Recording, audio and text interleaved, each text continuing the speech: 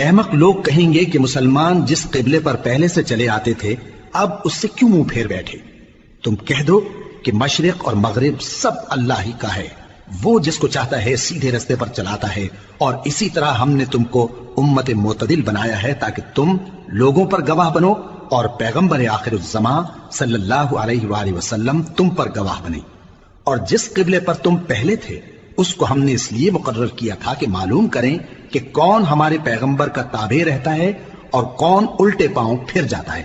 اور یہ بات یعنی تحویل قبلہ لوگوں کو گراں معلوم ہوئی، مگر جن کو اللہ نے ہدایت بخشی ہے وہ اسے گراں نہیں سمجھتے، اور اللہ ایسا نہیں کہ تمہارے ایمان کو یوں ہی ضائع کر دے۔ اللہ تو لوگوں پر بڑا مہربان ہے، صاحب رحمت ہے۔ اے پیغمبر صلی اللہ علیہ وآلہ وسلم،